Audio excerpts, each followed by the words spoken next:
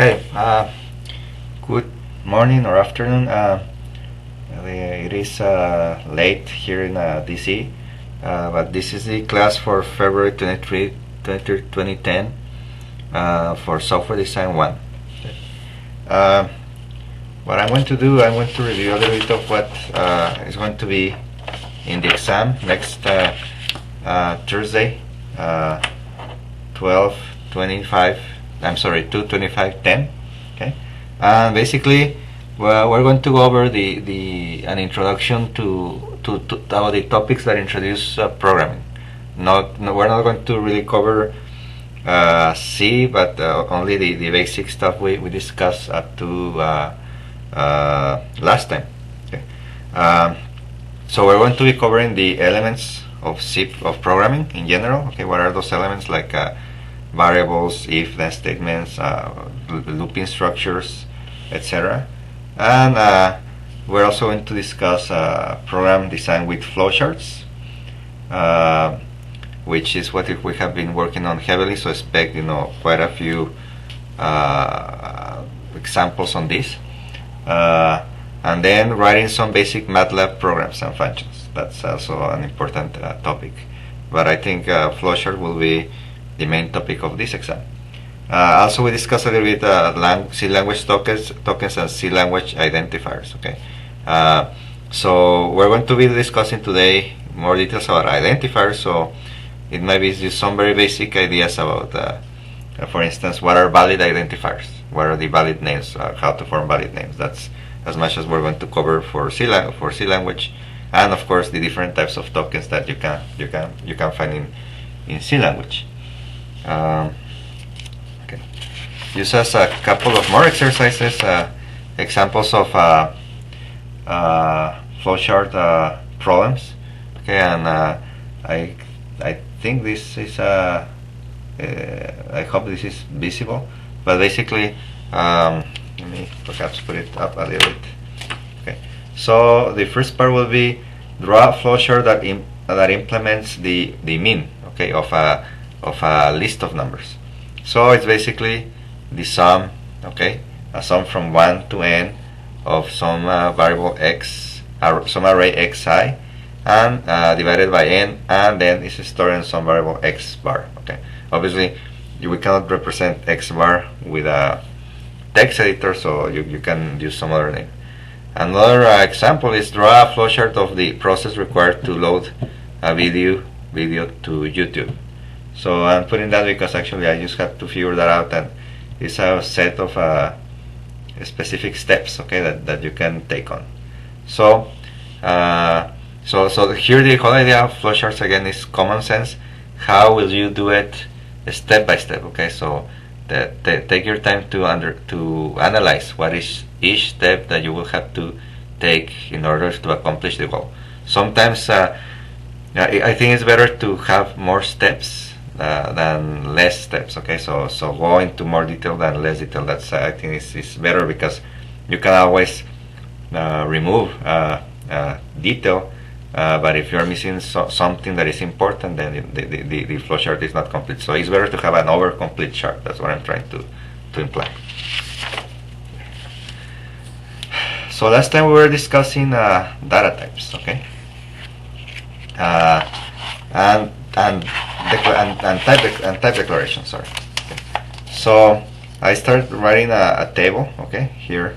So I'm going to continue with this table, and basically we have a few data types here. We have the character, which uses the keyword char, the integer, which uses the keyword int, float or real numbers, which use the float number, double, which is used to actually represent a double which has twice the precision of a float. We'll go into more detail in a minute. Okay, and then we also have a very special type called void, and void, as the name implies, is used to represent lack of value. It's a data type to represent something that does not have a value. This is very important or useful when we will see later on for functions that do not return a value, okay, or functions that do not require a value to. You don't need to send a parameter for them to do something. So this void is a little bit into the future, but at some point we'll see. It's just as kind of a placeholder when we don't want to use any of the other car in float or double or some others that we're going to talk about later on. So it's very important here then to understand what is the difference between these two, okay, between these 4 or 5 data types, okay. And really the difference is what can we represent with those data types, okay. And it boils down to how many bytes do we use to store each one of those values, okay. So let me again, and I'm just not, I think it should come out okay, but I'm just going to keep doing this because maybe my handwriting is kind of small, okay. So let's look at the first, okay, character. So the character can represent values from -128 to 127, numerical values, and the size of the numerical value is 1. Okay, so let me get an extra piece of paper here.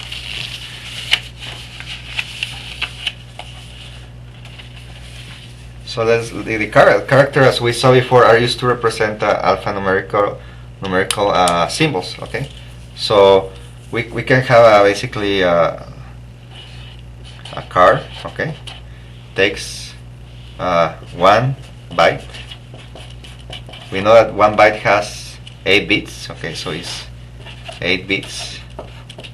So if we want to be strict, okay, in C language we can represent, we're expected to represent both negative and positive numbers, and really, even though we're using 8 bits to represent an alphanumeric value, internally, if you just look at a sequence of zeros and ones, that represents just one number, okay, some number, like let's say 0, 1, 1, 0, 1, 1, 0, 0, okay. That's going to represent some character, okay. I'm not sure which one it is in according to the ASCII standard, but this character, this sequence of bits, it represents a character, but internally it can be seen just as a number, okay. So therefore we said that we can represent signed values, okay, which go from in this case -128 to 127, okay. This is basic theory you have covered in E2369, so I'm expecting everybody to be familiar with where this range of values comes from, okay, using two's complements notation, for instance, okay, to represent negative numbers. Also, we could look at this as just being all this sequence, okay, as being as to represent only positive values, okay, these 8 bits.